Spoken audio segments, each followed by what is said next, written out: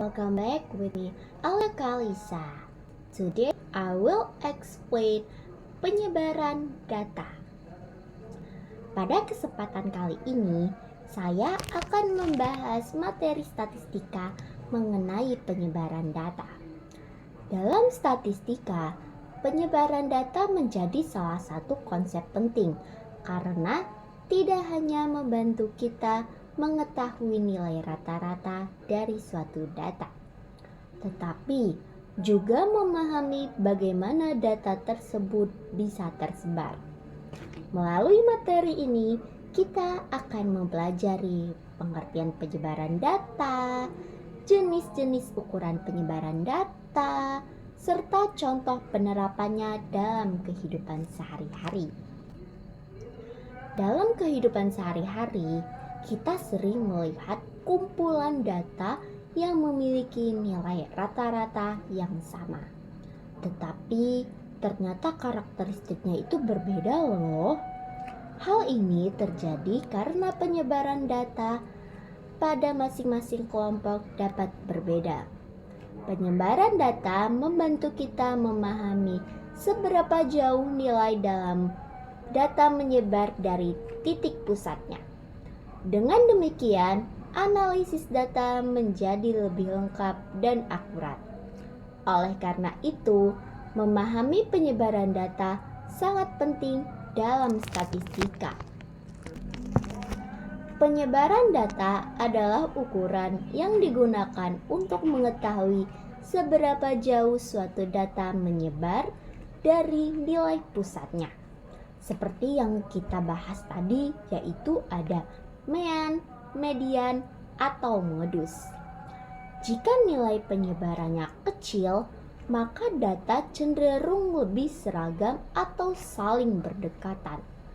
Sebaliknya, jika nilai penyebarannya besar, maka data memiliki variasi yang lebih tinggi dan lebih akurat. Dengan mengetahui penyebaran data, kita dapat memahami kestabilan atau variasi dalam suatu kumpulan data. Salah satu penyebaran data yang paling sederhana yaitu adalah jangkauan atau range. Range diperoleh dengan cara mengurangi nilai terbesar dengan nilai terkecil dalam suatu kumpulan data. Meskipun sederhana, range dapat memberikan gambaran awal mengenai seberapa luas penyebaran data tersebut. Namun, range hanya memperhatikan dua nilai, yaitu nilai tertinggi dan terendah, sehingga belum menggambarkan seluruhan data secara lebih mendalam.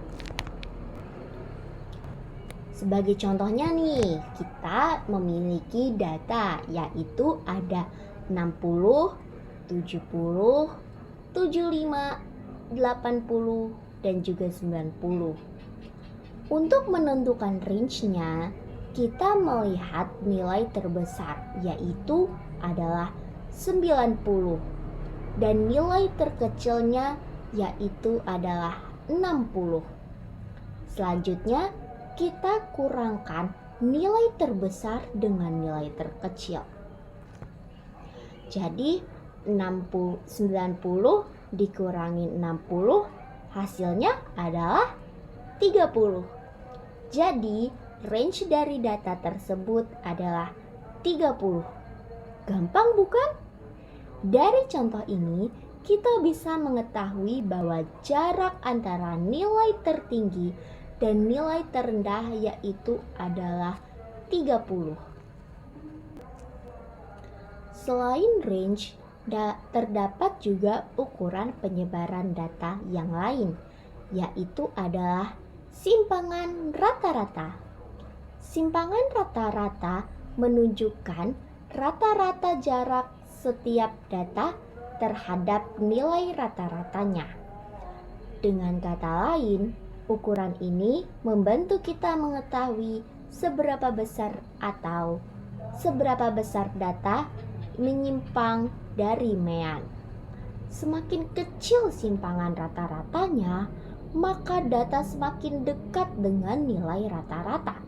Sebaliknya, semakin besar nilainya, maka data semakin menyebar.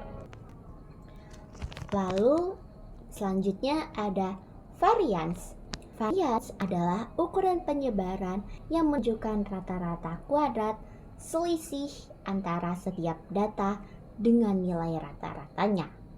Karena variance itu berbentuk kuadrat, maka untuk memudahkan interpretasi digunakan standar deviasi, yaitu akar kuadrat dari variance. Standar deviasi sangat sering digunakan karena dapat menunjukkan tingkat penyebaran data dengan lebih akurat. Jika standar deviasi kecil, maka data itu lebih stabil. Sebaliknya, jika itu deviasinya besar, berarti data lebih bervariasi. Sebagai contoh yang saya ambil yaitu terdapat data 2, 4, 6, 8, dan juga 10. Langkah pertama yaitu adalah mencari nilai rata-ratanya, yaitu adalah 6.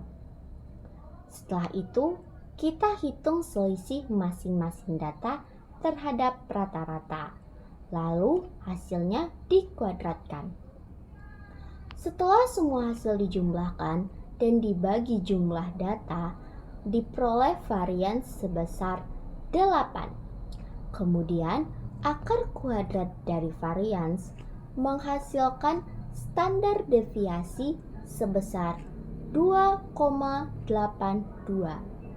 yang artinya rata-rata penyimpangan data dari nilai tengah adalah sekitar 2,82. Penyebaran data memiliki banyak fungsi dalam kehidupan. Dalam bisnis, penyebaran data digunakan untuk melihat kestabilan penjualan. Dalam pendidikan, penyebaran data membantu mengetahui variasi nilai siswa. Dalam penelitian, penyebaran data dapat menunjukkan tingkat konsistensi hasil penelitian.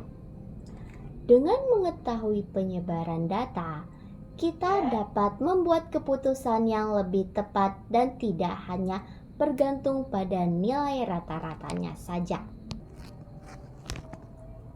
Dari semua pembahasan yang telah saya sampaikan, dapat disimpulkan bahwa penyebaran data merupakan konsep penting dalam statistika untuk mengetahui variasi data.